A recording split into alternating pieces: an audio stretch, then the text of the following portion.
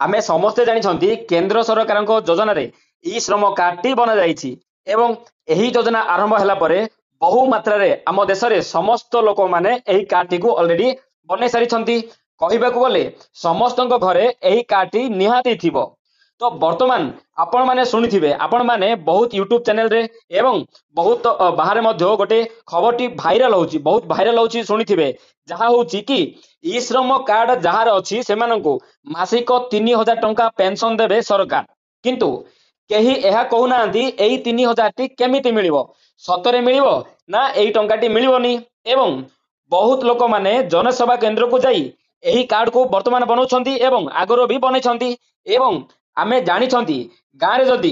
किछि गोटे कार्ड बा किछि गोटे योजना जणे आवेदन करिदेला परे गाँव रे समस्त लोक माने किछि बुझी न सुझी सही योजना को दिन राति एक करी आवेदन करिवे तेबे सही योजना से माने काहींकी आवेदन करूछंती सही योजना रे कोन लाभ मिलिबो एक्चुअली सही योजना रे आवेदन कले किछि सेमानको लाभ मिलिबो कि एही विषय रे सेमाने किछि जानि नथिबे एवं जनसेवा केंद्र वाला मध्य एही योजना विषय रे तांको कोनोसी इन्फॉर्मेशन देउ नाहांती कि देबे नहीं तेबे आमे कहि रखुछु एही योजना रे आपनको 3000 टंका मिलिबो निहाती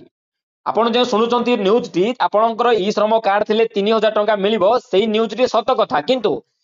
समस्त को कोन मिलिबो कि जहार एही ई श्रम कार्ड अछि ताको कोन एही 3000 टंका मिलिबो कि ना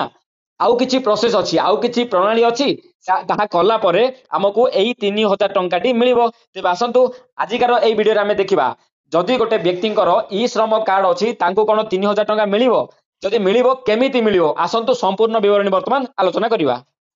तो सांग माने केंद्र सरकार एही 3000 टंका टी प्रधानमंत्री मनधन योजना माध्यम रे आपण माननकु देबाकू जाउछंती जेमिति कि जहार ई श्रम कार्ड अछि जो माने एही प्रधानमंत्री मनधन जो योजना अछि एहा पई इलिजिबल अटंती सेमाननकु एही 3000 टंका मिलिबो तेबे एहा केमिति मिलिबो सरकार कोन हमकु फ्री रे नै आउ किछि हमकु कोन करिया पड़िबो तेबे आसंतु एही योजना विषय रे हमें कंप्लीट आलोचना करिवा कि एही योजना काहाकू मिलिबो किए आवेदन करि परिबे आपण मानकु कोन पैसा जमा करियाकू पड़िबो कि कोन एही स्कीम देखंतु आमे कोन करिवा देखंतु गूगल को जिबा जे कोन ब्राउजर जिबा ब्राउजर रे ई श्रम .gov.in एही वेबसाइट पळेबा ए वेबसाइट गला पर आपण मान देखि परथुबे एही बळे गोटे पेज रे खोलिबो देखंतु एटा होची ई श्रम रो ऑफिशियल पेज रे वर्तमान आमे कोन करिबा तळे आपण मान देखि परथुबे मासिक 3000 टंका पेंशन पई मनधन देखंतु इन लेखा आइची वर्तमान एहा ऊपर आमे क्लिक करिबा देखंतु एहा पर कोन हेची ना गोटे नुवा पेज रे वर्तमान ओपन हे जाउची आपण मान देखि परथुबे देखंतु प्रधानमंत्री मनधन रो गोटे देखंतु मनधन.in यार गोटे पेज रे ओपन हेची वर्तमान आमे तळको स्क्रॉल करिबा तळको स्क्रॉल कला परे आपण मान देखि परथुबे देखंतु प्रधानमंत्री श्रम योगी मनधन योजना जहार जो माने जहार ई श्रम कार्ड अछि जो माने एहार इलिजिबिलिटी भितरे आसुथबे सेमानंकु मासिक 3000 टंका पेंशन देबे देखंतु एठी मेंशन करा हिची पेंशन दिया हबो एवं एहा काहाकू मिलिबो जो माने गोटे अस्थायी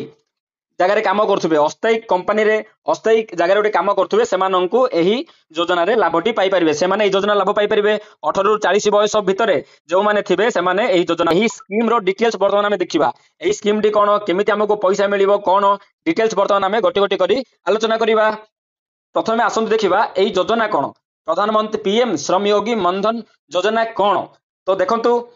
प्रधानमंत्री श्रम योगी मनधन योजना पीएमएसवाईएम होची भारत सरकार द्वारा असंगठित क्षेत्र में श्रमिक मानकु वृद्धावस्था रे आर्थिक सुरक्षा प्रदान करिबा पई आरंभ कर जायतिबा एक पेंशन योजना एही योजना अधीन रे योग्य हिताधिकारी माने 60 वर्ष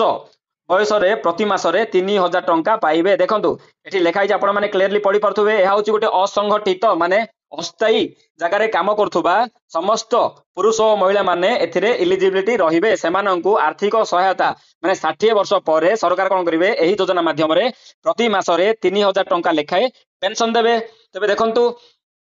एही योजना मुख्यतः रास्ता विक्रेता देखंतु एही योजना मुख्यतः रास्ता विक्रेता घर श्रमिक निर्माण श्रमिक रिक्शा चालक कृषि श्रमिक मची दर्जी धोबा मत्स्यजीवी दैनिक मजुरिया श्रमिक इत्यादि पई डिजाइन करा जायछि जहार मासिक इनकम केवल 15,000 टंका थिबो आपण माने वर्तमान बुझी पारथिबे एही योजनार मुख्य उद्देश्य कोन तबे आसंतु वर्तमान एही योजना विषय रे टिके हमें आलोचना करिबा देखंतु योजनार नाम कोन योजनार नाम होछि प्रधानमंत्री श्रम मनधन योजना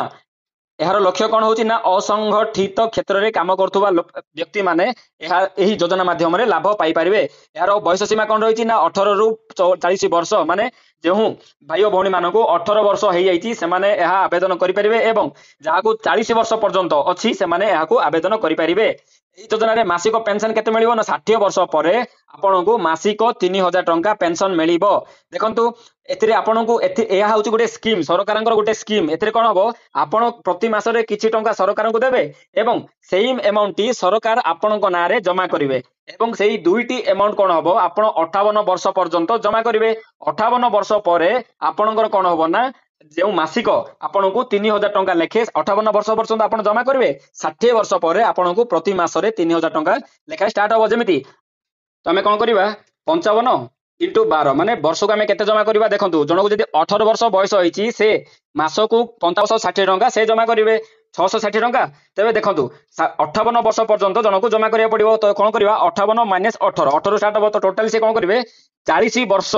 କ'ଣ କରିବେ 660 ଟଙ୍କା ଜମା କରିବେ। ତେବେ ତାଙ୍କର ଟୋଟାଲି ଜୀବନ କାଳ ମଧ୍ୟରେ ସେ କ'ଣ କରିବେ 26,400 ଟଙ୍କା ଜମା କରିବେ। ଜମା କଲା ପରେ କ'ଣ ହବ, ଦେଖନ୍ତୁ ମାସିକ 3000 ଟଙ୍କା ତାଙ୍କୁ ପେନସନ ମିଳିବ। ତେବେ 3000 ଇଣ୍ଟୁ କ'ଣ କରିବେ 30,000 ମିଳିଲା। ଆପଣମାନେ ଦେଖିପାରୁଥିବେ ଆମେ ଜମା କରିଥିଲେ କେବଳ 26,000 ଟଙ୍କା 26,400, କିନ୍ତୁ ଆମେ ଗୋଟେ ବର୍ଷ ମଧ୍ୟ ଆମକୁ ଏଇଥିରେ ଲାଭ ମିଳିଯିବ ନା। ତେବେ ଆମର ସମସ୍ତ ପଇସା ବାହାରି ପଡିବ। ତେବେ ଏଇଟା ଗୋଟେ ଭଲ ସ୍କିମ୍ଟା। ଯଦି ଆପଣଙ୍କୁ ଭଲ ଲାଗୁଥିବ ଏଇ ସ୍କିମ୍ଟି ଆପଣମାନେ ନିହାତି କରନ୍ତୁ। ଆପଣ ଯଦି ଏଥିରେ ଇଲିଜିବିଲିଟି ଥିବେ ନିହାତି ଏଇ ସ୍କିମ୍ରେ ଆପଣମାନେ ଭାଗ ନେଇପାରିବେ, ଆବେଦନ କରିପାରିବେ। ତେବେ ଦେଖନ୍ତୁ ଯଦି ଆପଣଙ୍କୁ 40 ବର୍ଷ ବୟସ ହେଇଛି ତେବେ ଆପଣ 200 ଟଙ୍କା ଆପଣଙ୍କୁ ମାସିକ ଜମା କରିବାକୁ ପଡିବ। ତେବେ ଦେଖନ୍ତୁ ଏହାର ଅଂଶଦାନ ପ୍ରକାର ଯେମିତି ଆପଣମାନେ କେମିତି ଏହା ପଇସା ଦେଇପାରିବେ। ଏହା ସ୍କିମ୍ଟି କେମିତି ନା ଆପଣ ପ୍ରତି ମାସରେ ପଇସା ଦେଇପାରିବେ, ଆପଣ ପ୍ରତି ବର୍ଷରେ ଦେଇପାରିବେ, ଆପଣ ଦେଖନ୍ତୁ 3 ମାସରେ ଥରେ ଦେଇପାରିବେ। ଏଇଭଳି ଭାବେ ଆପଣମାନେ ଦେଇପାରିବେ।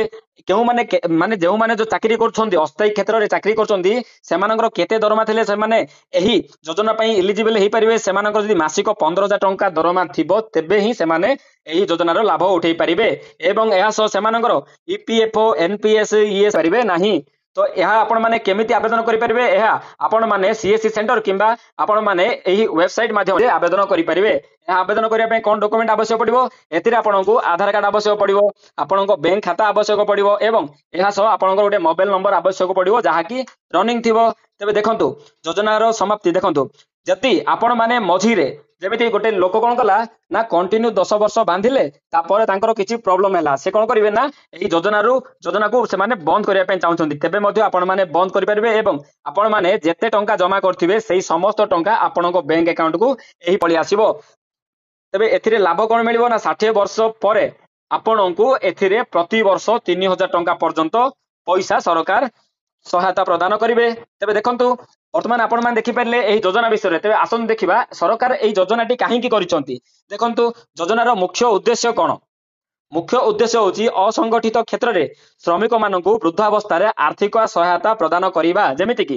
ଅସଂଗଠିତ ମାନେ କ'ଣ, ଯାହାର ପେନସନର ମାନେ ପିଏଫ କଟୁନି, ଯେମିତି ଯାହାର ପିଏଫ ସଂଗଠିତ କ୍ଷେତ୍ରରେ ଯେମିତି ଗୋଟେ କମ୍ପାନୀରେ ଯେଉଁମାନେ କାମ କରୁଛନ୍ତି କିମ୍ବା ଗଭର୍ଣ୍ଣମେଣ୍ଟ ଜବ୍ କରୁଛନ୍ତି ସେମାନଙ୍କର କ'ଣ ହେଉଛି ପ୍ରତି ମାସରେ କିଛି କିଛି ଟଙ୍କା ପିଏଫ ରେ କଟୁଛି ଏବଂ ସେଇ ପିଏଫ ଟା କ'ଣ ହବ ସେମାନଙ୍କର ଯେତେବେଳେ 60 ବର୍ଷ ପରେ ତାହା ପ୍ରତି ମାସରେ କିଛି କିଛି ପେନସନ ମିଳିବ। କିନ୍ତୁ ଯେଉଁମାନେ ଅସଂଗଠିତ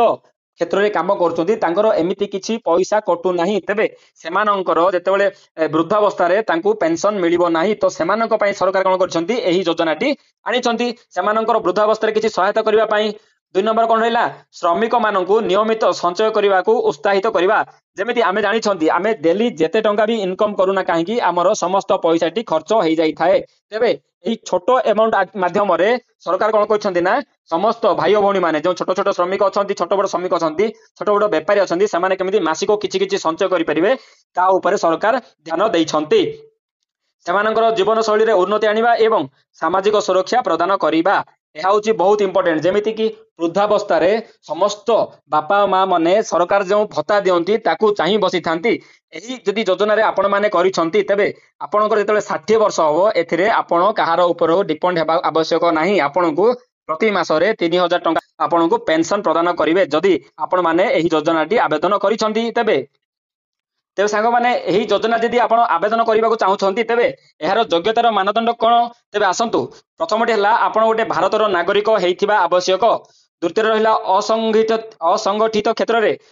श्रमिक हेबा आवश्यक जड़े श्रमिक जो मैंने असंगठित क्षेत्र में काम करते यार इलिजिबिलिटी हो पारे मासिक से 15,000 रु कम होता आवश्यक आवेदनकारी बयस 18 रु 40 वर्ष भितर हेबा आवश्यक एवं आवेदनकारी ईपीएफओ एनपीएस आईसी एमती किसी मेंबरशिप रे जमिति रजिस्ट्रेशन हो नथिबो एवं से जमिति टैक्स पेयर हो नथिबे तेबे जाई से माने एही योजनार लाभटी उठे पारिबे एही योजना रे एलिजिबिलिटी हो पारिबे। तेबे देखंतु वर्तमान आपण माने गोटे चार्ट देखि परथुबे प्रधान पीएम श्रम योगी मनधन योजना कैसे कितने केते आपण माने जमा करी माने को बयस रे केते टंका आपण माने जमा करिवे देखंतु जेमिति एंट्री एज माने आपणकर बयस जेमिति आपणकर एग्जांपल मो बयस 18 वर्ष होईची तबे मु एथिरे कोन करबी ना मासको 55 टंका कंट्रीब्यूशन करबी एवं मु मासको 55 कली एवं सरकार मासको 55 जमा करिवे तबे दी जण मिसिग्री मासको 110 टंका जमा हला ठीक सेही भली भाबे देखंतु 19 वर्ष बयस रे कोन हो ना 58 टंका 20 वर्ष रे 61 21 वर्ष रे 64 सेमिति 29 वर्ष रे 100 टंका सेमि देखंतु 38 वर्ष रे 180 टंका 40 वर्ष बयस रे 200 टंका एई भली भाबे आपण मानकु जमा करिवा को पड़िबो एवं एई भली आपण माने एही योजनार लाभ उठे परिबे। आपण माने एही योजनार वर्तमान मु आशा करूची आपण मानकु एही योजनाटी संपूर्ण भाबे बुझी सारिथिबे एवं जदि आपण माने एही योजना रे इंटरेस्टेड अछंती तेबे ही आपण माने आवेदन करंतु एवं जहा की अछि केवाईसी प्रोसेस वर्तमान कहउचंती ताहा करंतु जदि आपणकु एहा करिवाकू आपण इंटरेस्टेड नहंती तेबे एहा करंतु नाही एवं जदि आपण वर्तमान गोटे असंगठित क्षेत्र रे काम करूछंती किंतु भविष्यत रे जदि आपण गोटे संगठित क्षेत्र रे काम करिवे किंबा गोटे गवर्नमेंट जॉब करिवे तेबे आपणकर एही योजनाटी बंद हेइ जिवो आपणकर सेही जेते टंका जमा करथिबे सेही टंका आपणकर खाता को रिटर्न पड़ी आसीबो। तेबे आशा करूची आजिकार एही इन्फॉर्मेशन टी आपण मानकु भल लागिथिबो जदि भल लागिची प्लीज गोटे लाइक करंतु शेयर करंतु सब्सक्राइब करंतु वीडियो को शेष पर्यंत देखिथिबारो आपण मानकु बहुत बहुत धन्यवाद नमस्कार।